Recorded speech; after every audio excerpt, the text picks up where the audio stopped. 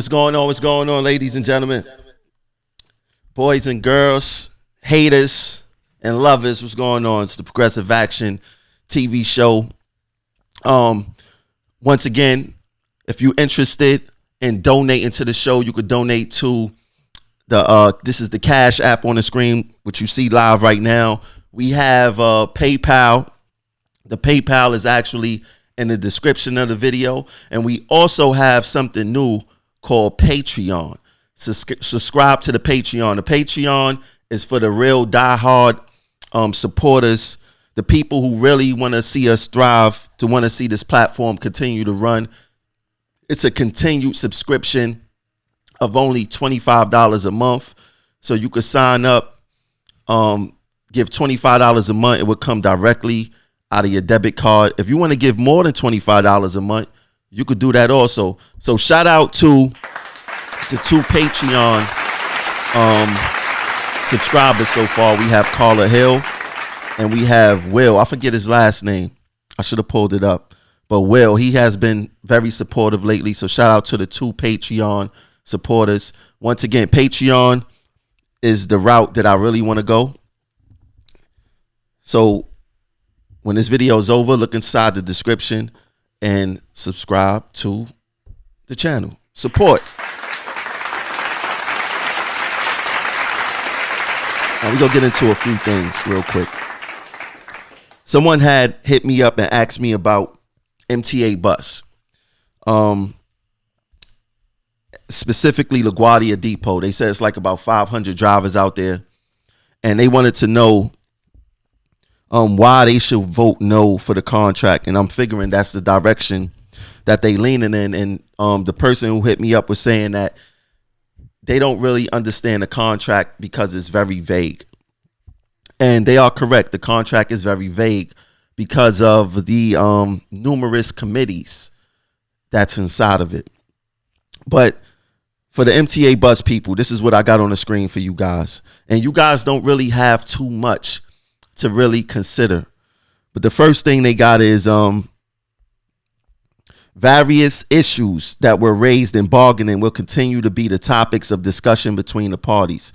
Commencing 30 days after the ratification, the parties will meet and confer to continue those discussions. In other words, MTA bus, you have a committee. If you vote for this contract, you do not know what you're voting for. You do not see any language that says you guys will have parity with OATA. You don't have no language that say you will get 4 weeks vacation after 3 years. There's nothing that say you will get paid for your holiday pay.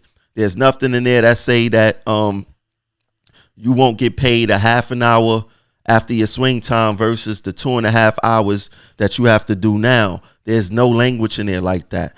Do not listen to your reps. Whenever you deal with contracts, you go by the language of that contract.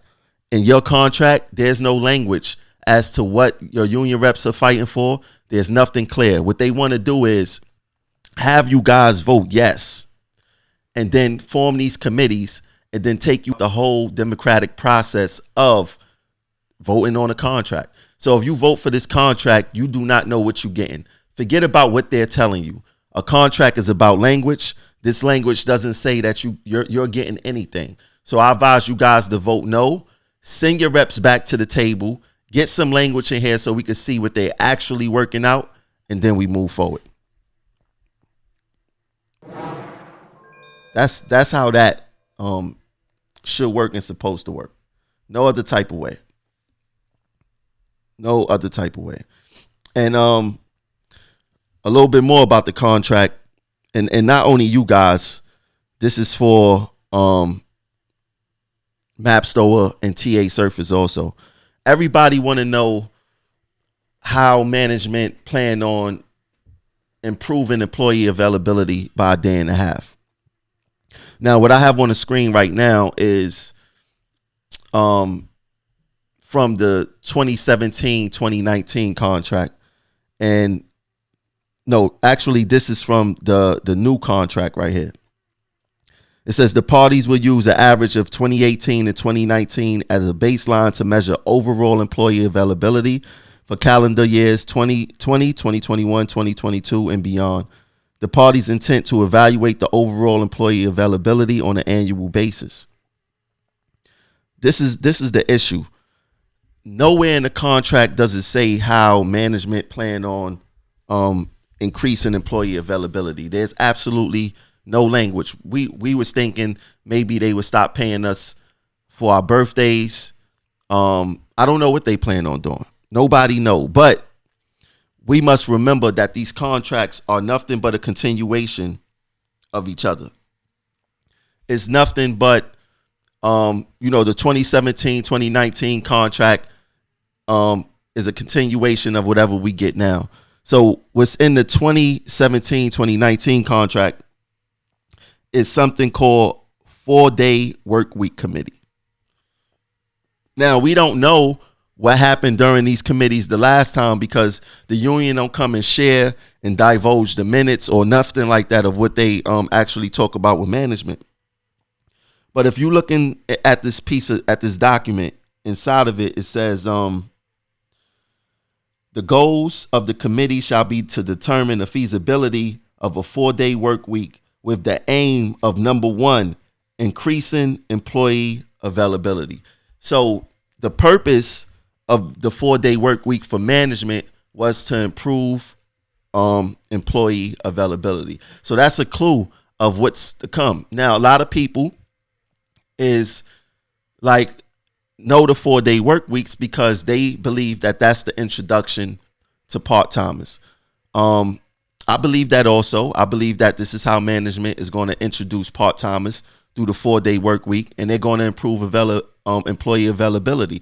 Who's to say that the union isn't on board with part-timers at all? Because once again, if we vote yes to this committee contract and they go inside these committees and agree into part-timers, they take you out the whole democratic process because you already voted yes for the contract and you gave them the okay to help improve you gave the union the okay to help improve employee availability, even if it means part-timers. We don't know if that's their plan because they're not telling us anything. They're not being clear. And I believe that instead of having all these committees, they need to actually get language that we could vote on instead of just voting on these committees. And both of these papers are the same. One is for MaBstoa. The first one I put up there, that was for TA Surface. So this is definitely going to happen. Definitely going to happen. And it's going to happen in the Brooklyn division first. As it says in this document, it says whether on a pilot program basis or otherwise, initially in the Brooklyn division, schedules that will accommodate a 4-day work week for bus operators. So all you bus operators who are afraid of part-timers, who are afraid of a 4-day work week, it's going to happen in the Brooklyn division first, and then it's going to spread like wildfire through the other bus divisions. And because MaBstoa and TA Surface actually agreed to this. So buses, stop letting them guys tell you that, buses got to get theirs, or we got to do that, or you guys got to do that. All this, they scream all this unity talk. Everything is unity, unity, unity. But if you listen to what they really saying, they really just talking about their divisions and trying to look after their divisions instead of the union as a whole. And we must move away from that because that ideology the past 10 years has destroyed us. And one of the people who's helping destroy us and playing a factor in it, and it's sad to say, is Donald Yates, the division chair for MaBstoa 1 for all the Manhattan buses, and for all the buses in Manhattan. He's playing a detrimental role, destroying this union with lies, with deceit. He's coming on Facebook and YouTube and preaching things that's untrue, and he plays on you guys not knowing. He plays this game of this fake intelligent game with you guys, like he knows, and he goes on. He does his research, then he comes back and spew his new favorite word, narrative. He spewed his narrative, and it's all lies. It's all a game, and it's all filled with deceit. And he's doing nothing but rubber stamping with Utano once, and there's no mistake about it. Utano don't care about this union. He can retire whenever he want. He never worked his tools. He's not a fighter, but he is a nice guy. That's what they all say. He's a nice guy. I don't care about having a nice guy. I want to get us a union president who's going to fight for the members, who's going to fight to make sure our health benefits stay the same, who's going to fight to make sure we get night differential, who's going to fight against the assaults that's happening to transit workers day in and day out. I don't care if you're a nice guy or not. But guys like Yates is rubber stamping this weird ideology that's breaking down our union. And like I said, these guys have been in office for over a decade, and there's no excuse as to who they are. And let's make no mistake about it. Donald Yates played a heavy hand in this. I'm gonna pull this up just for all the new people who may not have been around when this happened and who don't know the history. What you see on the screen right there is Donald Yates during the 2014 elections, or 2015, one of the two. He was hit with election fraud. And the type of fraud that Yates committed was forgery of signatures. For those who don't know, when you running for president or running for whatever position, you have to get a certain amount of signatures to make the ballot, and what position you will be on the ballot depending on how many signatures you actually get. So the issue here was that Donald Yates forged over 144 signatures. So this man sat there at his table, probably the same table where he make those whack Facebook Live videos and those YouTube videos, and took a roster from somewhere, and he got caught signing 144 signatures. He should have been eliminated. He knew better because he was already an elected officer. There wasn't no excuse for that. So Donald Yates' integrity and his honor should be snatched. It should be taken away. He's untrustworthy.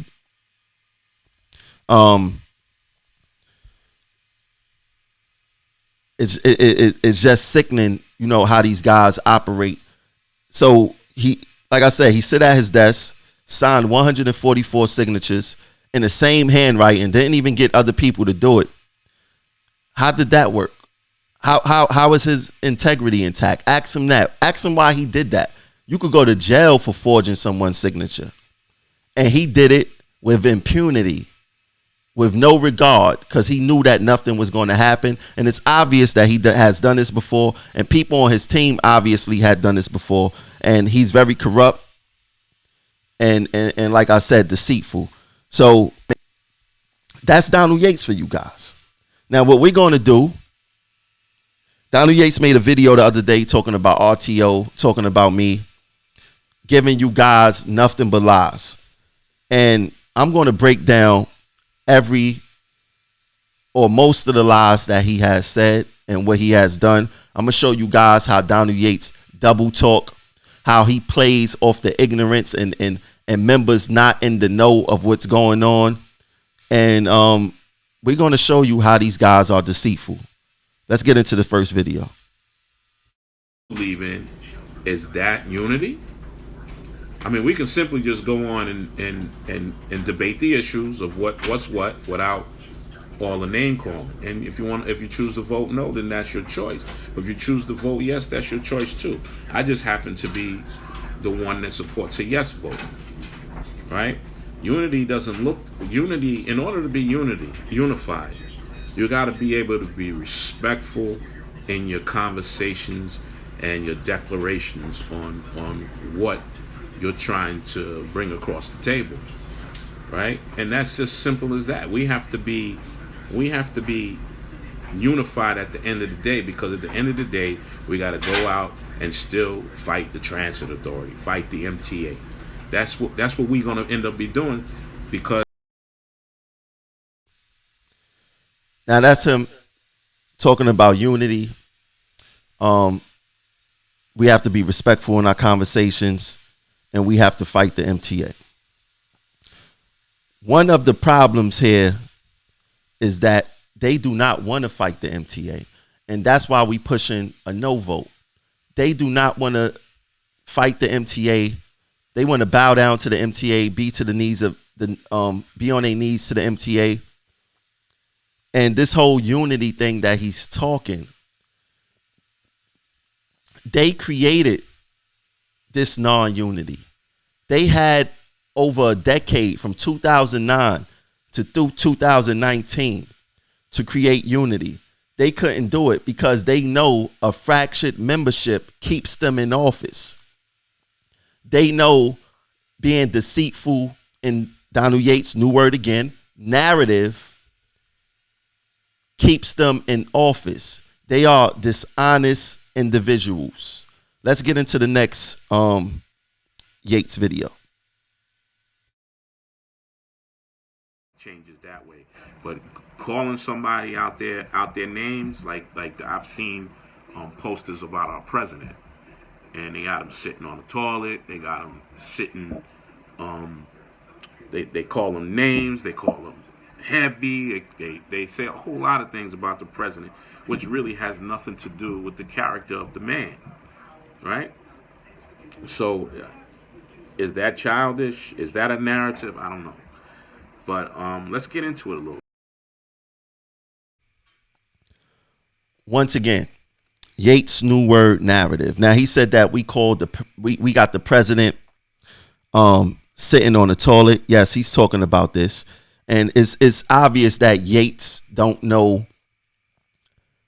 metaphoric expression. We got Utano sitting on the toilet because we saying that he's full of it.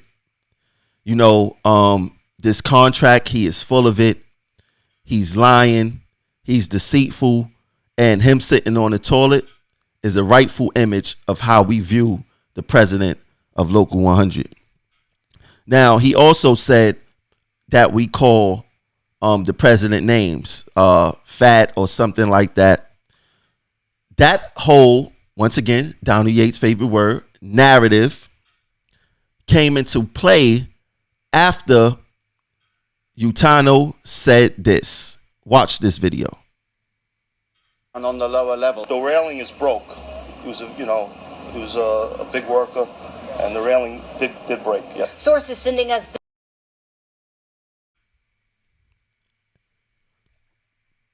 Did you guys hear that? Utano said he was a big worker. The railing did break.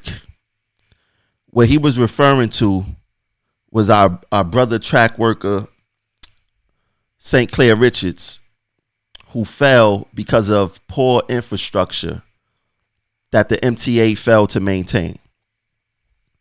He called him a big worker. I took offense to that. A lot of other employees and non-employees of the TA took offense to that. What does our brother dying size had to do with the poor upkeep of the infrastructure by the MTA? Do you think that Pat Lynch would say that the officer died in the hail of bullets because he was a big worker and he couldn't dodge the bullets or take cover in time? Do you ever think that Pat Lynch would say that?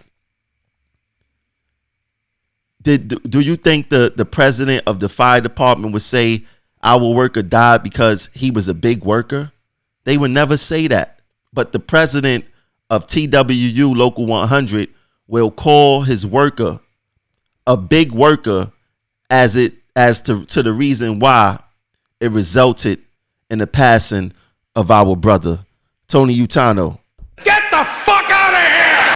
That's why we call him a big worker, and he deserved names more than that to get held at him regarding him calling our fallen brother a big worker. So Mr. Yates, yes, that's why Utano get called names, because he called our brother names. Moving right along, let's get to the next video. About it. You understand? Now moving on, RTO activists, they come into bus locations to encourage a vote no. And my question is, Why don't they encourage safety actions on the train? I mean, we've created actions in the Department of Buses in order to get to a point where the MTA was willing to even listen to us, right? And then we could do so much more with the help of trains, train crews, and everything. But I don't blame the train crews necessarily. I blame the activists who and the reason why I blame the activists because they only come out and they give you flyers and they tell you vote no. This is a sellout. But at what point do those same activists come out and hand those same flyers out and say, yo, we need to do some things here to slow down the system? And I'm not saying that you got to write the word slow down the system. What I'm saying is you read between the lines where we have to do something, where we enforce what we learn in school card, right? That's what they call it down in school. More of passing the blame, him pandering to Tony Utano narrative. Now listen to what he said. He said he blames the activists for the lack of action within RTO. He never mentioned the Vice President, Eric Logel. He never mentioned any other officer of this union for the lack of action. Now, this is the thing that nobody is talking about. Yates and their little 19A checks is a drop in the bucket as far as disrupting service. They know that. If they want to disrupt service, why nobody in buses why none of these reps in buses told the operators not to do any shuttles on the weekend? Somebody explain that to me. If Yates and them was serious about fighting back against the TA, why didn't they tell the operators not to do any shuttles on the weekend? Know why? Because the fight is fake. Now, we did have a plan of action, and for some strange reason, the RTO VP of the Vice President of RTO, Eric Logel, canceled on at least 3 occasions.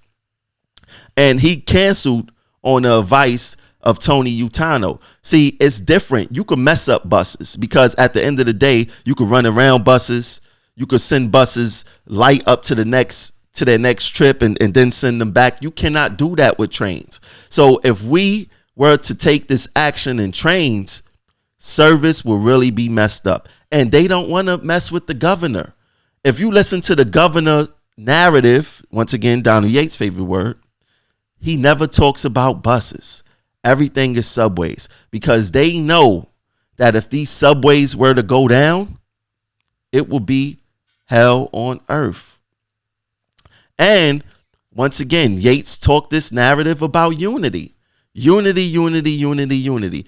If you are so much about unity and this whole movement, this contract fight will affect everyone, why didn't you reach out to the RTO reps if you seen that they were slacking? If you seen that this department was slacking, why didn't you reach out to the reps and say, hey, we need to get you guys on board. If you guys don't know what to do, let's set up a plan and let's do it. You want to know why? Because they don't want to cause no action in trains. Anything go down in trains, Utano have to answer to Cuomo, Daddy Cuomo to him. And it will be hell on earth for them. So they don't want RTO to create any type of disturbance. Buses is easy. 19A checks, buses go out late, get another bus, no problem. It's not that easy with a train. You cannot go to a train yard, take a train out of service, and then send an operator to do to just take another train out. That train must be put in, and it takes at least 45 minutes to do a put in versus 10 minutes or 15 minutes to do a check of the bus. It's 2 totally different operations. And if we were to do that, this union and Utano would be in trouble. So do not act like you guys want to answer to Cuomo. You guys are afraid of Cuomo, and this contract shows that you guys are afraid of Cuomo. Let's get into this. Let's get into Donald Yates' next video clip.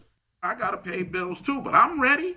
If you want to go to war, let's sit down together and figure out a way to go to war. But don't come in here and tell me about autonomous bus language when you know nothing about autonomy. And if you look it up on the internet, and the internet is where everybody goes for research, it'll tell you what the autonomy is. Look up autonomy buses in Ohio.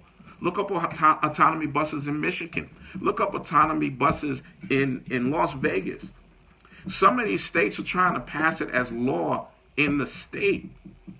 So, excuse me, pardon me, that I want to protect bus operators.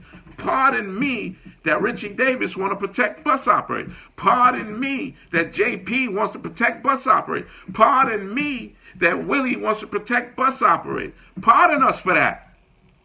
Because more BS. This is Donald Yates' interpretation of autonomous buses. And a matter of fact, this is the contract. You guys really need to look at the contract for this whole autonomous bus language. Now, I'm going to get into this. This is number 4 of the TA, OA, and MTA bus. So MTA bus guys, I need you guys to pay attention again. Donald Yates said that Richie Davis, what's his name? JP Patafio, Pete Risconi. They got the language in the contract to protect you guys against autonomous buses. Let's review the language.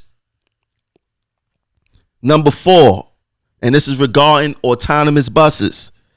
The parties agreed to create a joint labor management committee with the goal of working collaboratively to ensure that the use of new technologies, including, without limitation, the use of autonomous vehicles, will be safely deployed and will continue to recognize the exclusive jurisdiction of the union. This is the important part coming up right now. The union suggests that following language will be added to the collective bargaining agreements, which the committee will consider. Do y'all see that? Matter of fact, I even put it up there. This is the language right here. Which the committee will consider.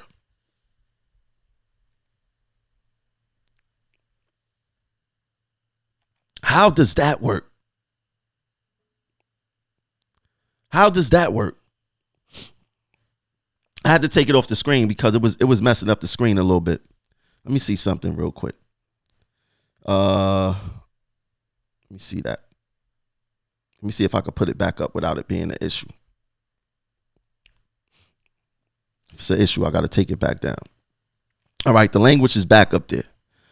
But how is that protective language? When it says the union suggests the following language will be added to the collective bargaining agreements, which the committee will consider. It don't say that they will implement it. It don't say that it's a part of the contract. It says that the committee will consider. Now, what will happen is this joint committee comprised of both union and labor, union and management. Management will probably say no. Union will probably say no. Management will probably say yes. So then what happens after that? We have something called managerial rights. And with these managerial rights, management could basically do as they please. Now, what the union will say is, well, they violating our rights and we're going to take them to court. We're going to take them to arbitration. But once again, we are binded by the language in the agreement. It clearly says which the committee will consider. So what language is Donald Yates talking about? What language is he talking about? I'm surprised that you guys and Bus is really buying these guys' narratives.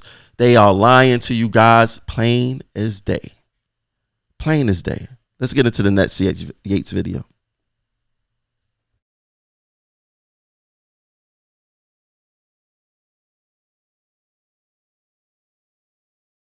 All right, let me go into the definition of what a narrative is, because I don't think people really know.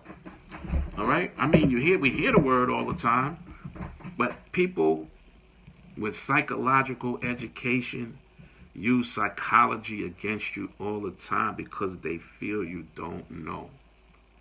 Right? They feel you don't know. A narrative is an account. It's a story. It's a tale. It's a chronicle. It's history. It's a description. Basically, a narrative is a story that you write or tell someone, usually in great detail. A narrative can be a work of poetry. It's often a narrative is meant to include the whole story. But we all watch the news. We watch Fox. We watch CNN. Everybody have a different narrative. A lot of times we have to search around to get the true narrative, the true story. And that's the bottom line. Right? Now, is it a lie or is it a narrative, and what's the difference? When I came out of that executive, I mean, if you listen to that, I don't know how listening to him describe the difference between a lie and a narrative. It's like a teacher taking their nails and like running it across the chalkboard. I cringe. Listen to this man try to educate people, and he tried to throw a shot at me talking about these people with these psychology degrees trying to play mind games. First of all, this shows you his thinking, and his thinking is very juvenile. First of all, psychology is the study of the human mind, the function, and the behaviors of people.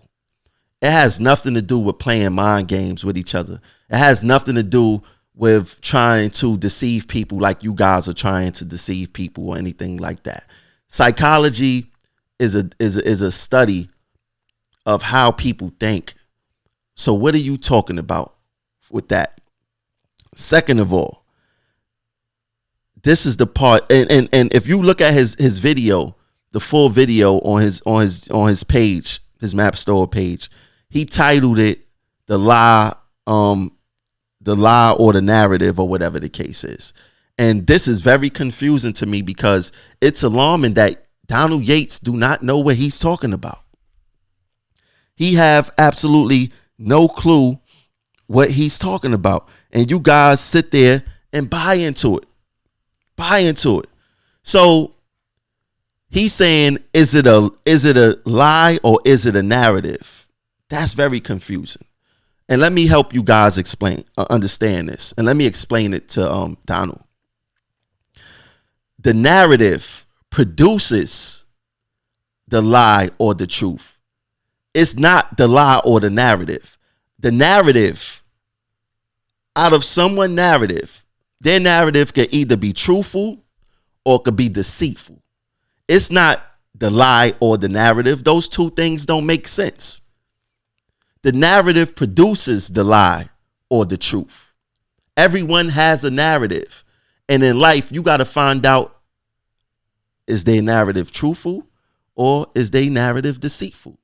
Is it honest? Is it factual?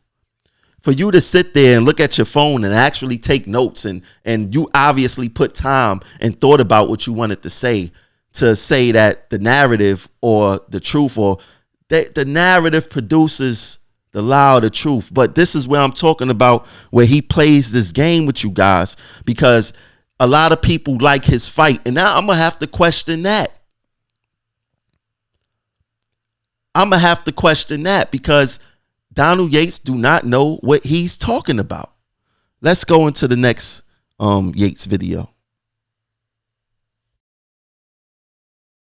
Who can speak a narrative on an issue that they didn't even attend means that they're telling another person's story. So how could they tell another person's story, claim it to be true or false, and they wasn't there? That's still mind-boggling to me. But this is the world we live in. All right? I've always been a stand-up guy. I made mistakes in my life. But I've always been honest with my...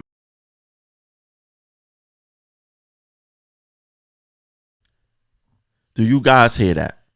He said, how can you guys speak on something when you wasn't even there? I don't know. Maybe I don't get it. What is history about? What's the sense of us talking about the Holocaust, slavery, Black Wall Street, the Civil Rights era? A lot of us wasn't there. Does that mean that we shouldn't talk about it? Is that what Mr. Yates is saying? Look at these union reps. They talk about Quill all day. Nobody on this property was here when Quill was here. So just because we wasn't there mean that it's not truthful? What's the sense of history if we can't talk about it and discuss it?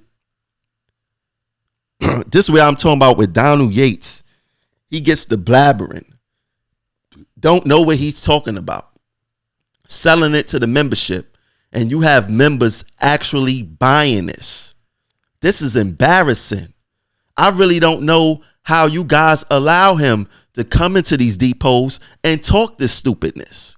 He's an idiot. He is an idiot. This is I'm almost embarrassed to even give him a platform exposing his illogical thoughts. This is crazy. And like I said, people are really buying into this mess. Let's go to the next video. Because people don't really understand, so they use your own ignorance against you, but it ain't true. The truth is what I said earlier. The autonomy is put there to protect you for the future. Look it up. Look up what I'm saying. MTA bus. All right. Once again, the autonomy is there to protect you for the future. Let's look at that language one more time. The union suggests that the following language will be added to the collective bargaining agreement, which the committee will consider. How is that protection against autonomy? The language says the committee will consider. It does not say it will go into effect if autonomous buses come. These guys did not protect you for the future. And notice where he says something about people playing on your ignorance and things of that nature. He's talking about himself. He's playing on you guys' ignorance. What we do at Progressive Action is that we provide you guys the information. We give y'all, we break down the contract. We show y'all we don't hide anything. We provide facts and figures. They have yet to do that. Yet to do that. Because they are playing on you guys' ignorance. And if you voted yes in buses, trust me when I tell you, you guys is going to feel it first and the hardest, because I'm going to tell you this. There will never be self-driving trains. There will always be two conductors on the train also, because our jobs require a lot of safety and things do happen. So there will always be two people on the train, but we cannot say the same for buses. I advise you guys to vote no and tell your reps to go get better language in the contract to really protect you guys. Language saying the committee will consider is not protective language protecting your jobs. Buses, I advise you guys to vote no. Vote no. Now let's get into this. And this is regarding MTA bus. This is what he said about MTA bus. Pay attention to this. Telling you MTA bus Look and see what the work rules that y'all are willing to give up, because you guys got some good work rules that the transit authority want to come after. Case in example, transit want to come after your salary cap. Us in the Department of Buses right now, without this raise, we're at about 153,000 as a salary cap. MTA Bus does not have a salary cap at all. But the New York City Transit does want you to have a salary cap. They don't want you to be able to make as much money as you can. I'd rather have your work rule where we didn't have a salary.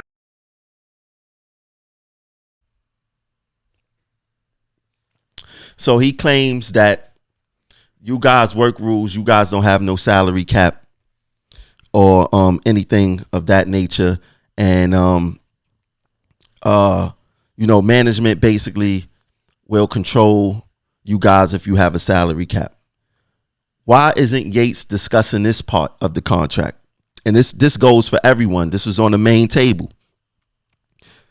The parties agreed that equalization of overtime is an important priority for both the MTA and the union.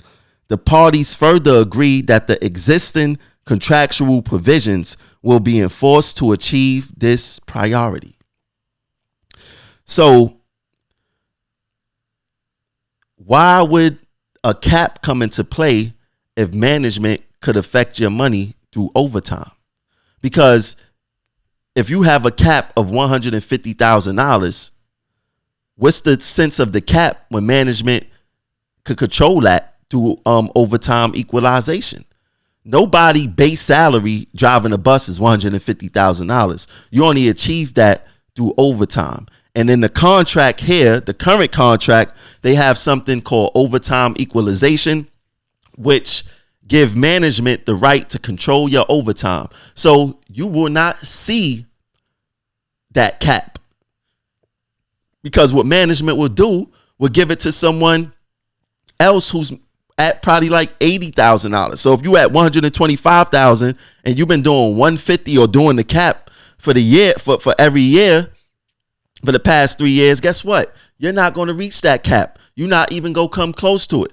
You're going to be at a lower scale because of overtime equalization. They're going to control you. They got two methods to control your overtime now. It's through an overtime cap and it's through overtime equalization. This is why we must vote no, because a lot of, especially bus operators, rely on these overtime caps. Rely on overtime and things of that nature. And a lot of them get capped out at the end of the year. Well, guess what? Overtime equalization is going to cap you out too. So if the cap don't catch you, the overtime equalization will. And like I said, Donald Yates is not being honest. He's not being truthful and things of that nature. This is why we must send them back to the table. This is why we must send them back. Let me see what's going on here.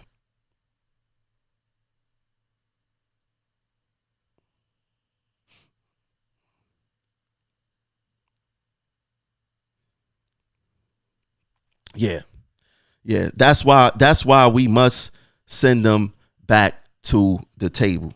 It's exactly why. Let's get into the next Yates video. Right now, we are in a vote to vote yes or to vote no. The alternative and the final destination would be arbitration, because none of us are ready to walk off the job. Okay, let's keep it real. But let's just say send it back to the table.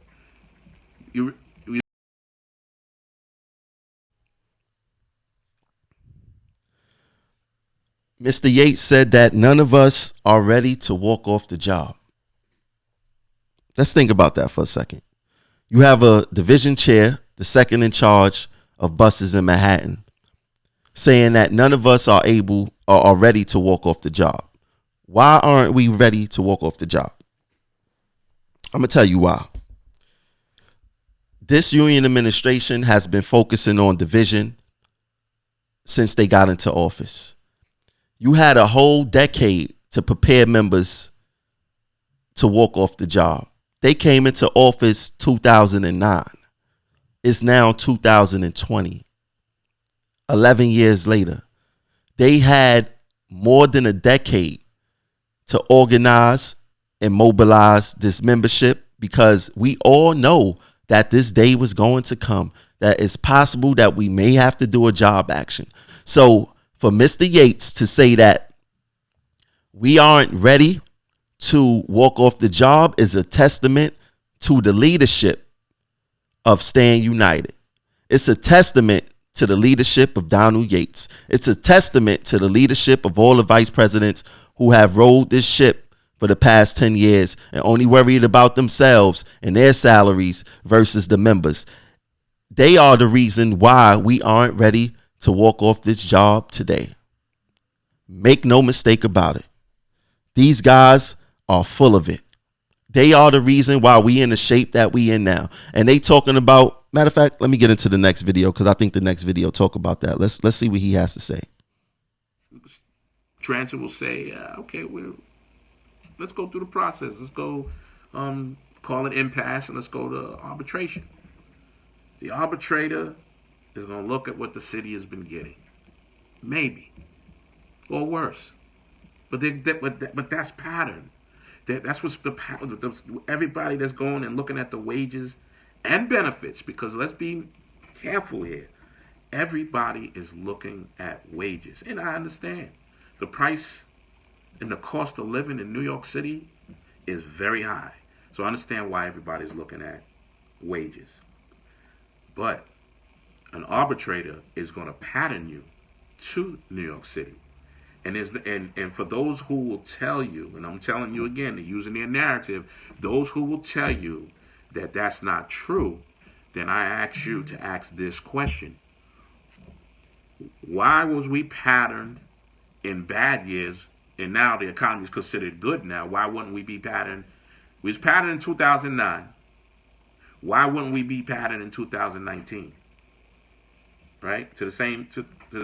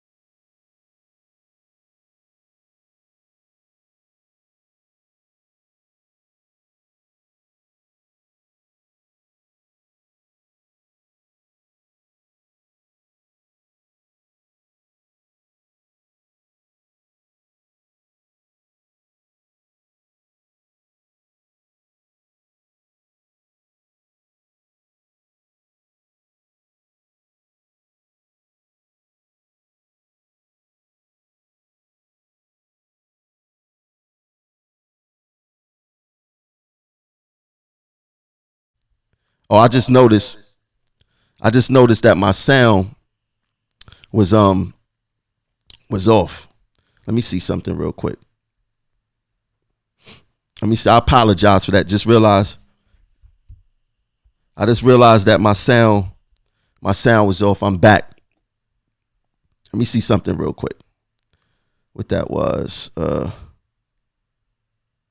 Real quick. Let me get back into this. All right, I already explained that.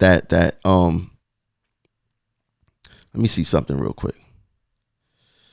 Let me see something real quick. I see people calling my phone to let me know that the sound was off. Let's just go to the next video. Let's go to the next video real quick.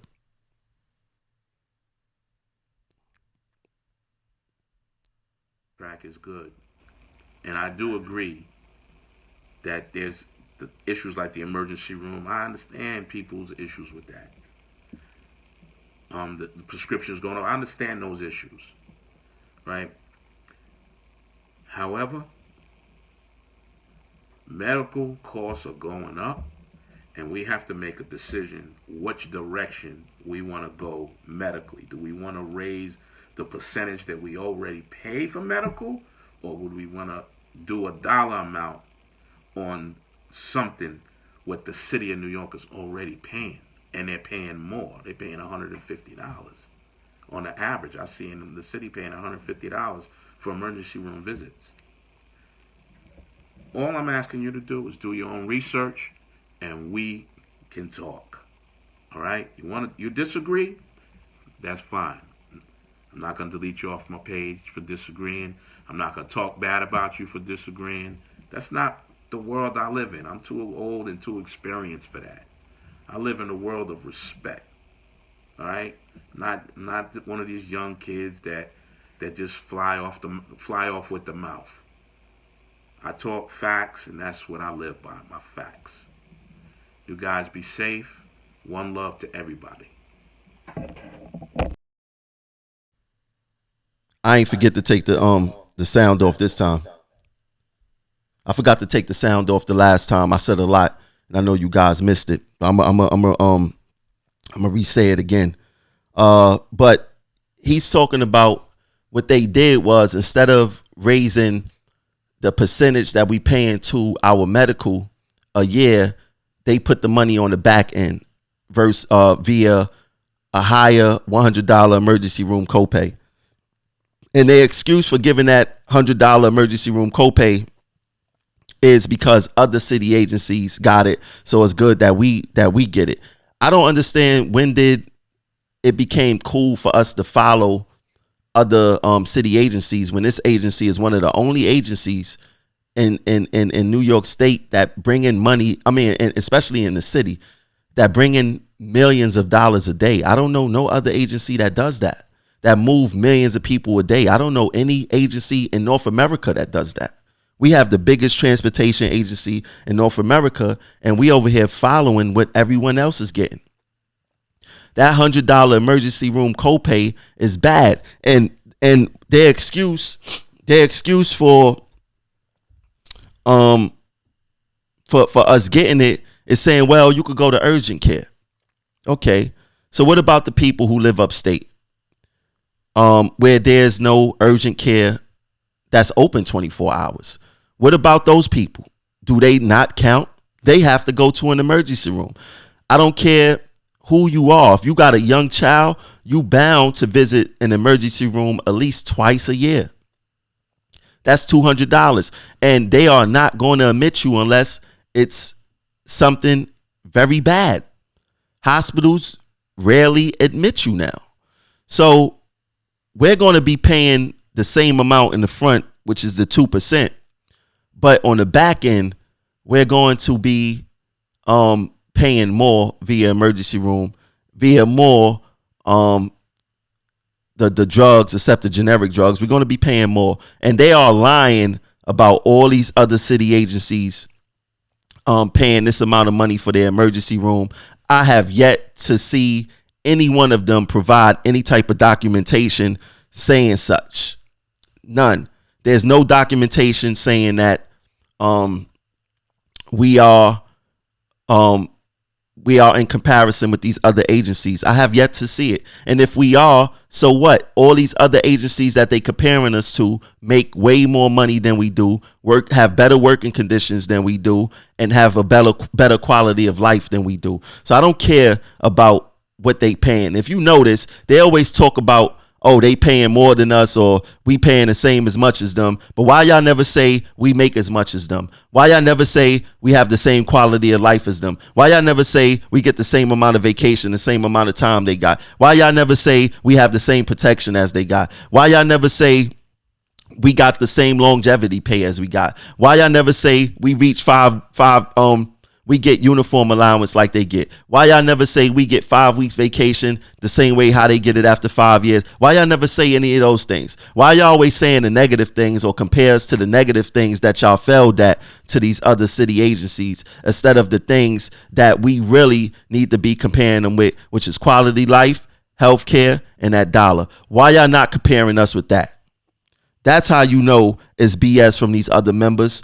I mean, from these fake union leaders, these deceitful men and women. That's all they here to do, is to deceive us, to play mind games with us, to play tricks on us, and all that other stuff. Now, Yates, for some reason, he gets in front of the camera. He starts babbling. He even went on Facebook Live one day to throw his members under the bus and blatantly say that you guys in buses go out on comp fraudulently. Let's play that video. Fill our work because everything else has a domino effect. We don't come to work. We go out on comp. Some for good reason. Some we know we just don't want to be out here, so we find another way. It can affect our jobs. It can affect our income and our level of being able. Did you guys hear that? He said that some of you guys go out legitimately, and some of you guys go out on comp because you just don't want to be here. Why would a union rep say that on Facebook Live? Why would he say that? Why would he even put the spotlight on you guys in buses and MaBstoa and TA Surface too? Because you guys all are one. Why would he go on live and say something foolish like that? None of us go out on comp because we don't want to be here.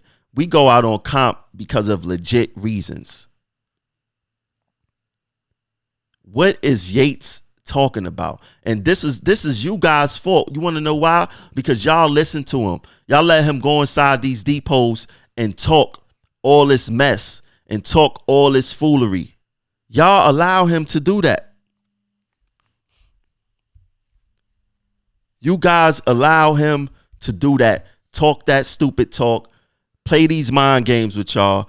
He comes off as if he's a fighter and he's a warrior. He's nothing but, I called him a soldier.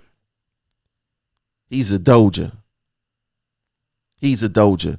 I don't know why you guys buy into him. I don't understand how he has gotten away with this. I don't know why somebody from RTO have to call out the bus guy. Why nobody from buses is calling out these guys.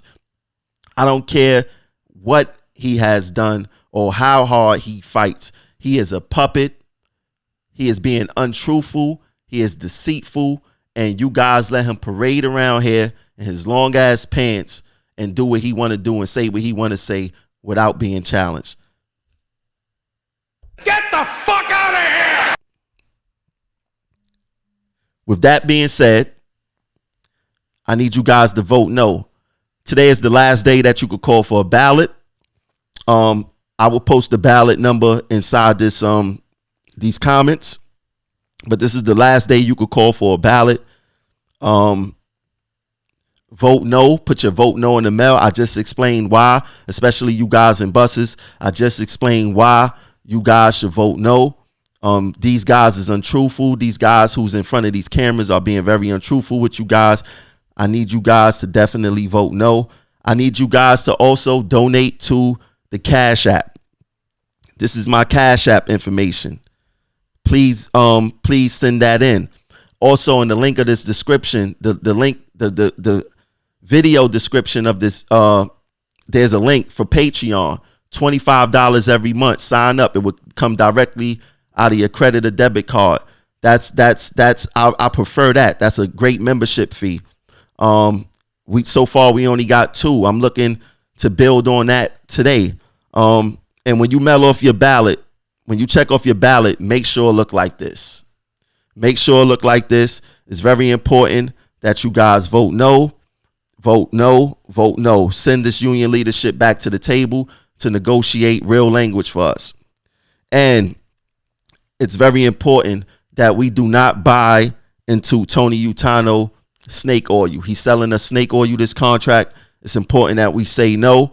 And it's important that we send a resounding no. And we not telling them no to be spiteful. We telling them no to go get us better language. Remove the committees and let us know exactly what you're going to talk about so we could have real logical votes and not what's behind door number 1, 2, or 3. And we take a guess and y'all take us out the whole democratic process. So let's avoid the whole Utano snake oil thing. Put your vote in the mail ASAP, ASAP, ASAP. Thanks for tuning in to today's show. I'll catch you guys later. Peace.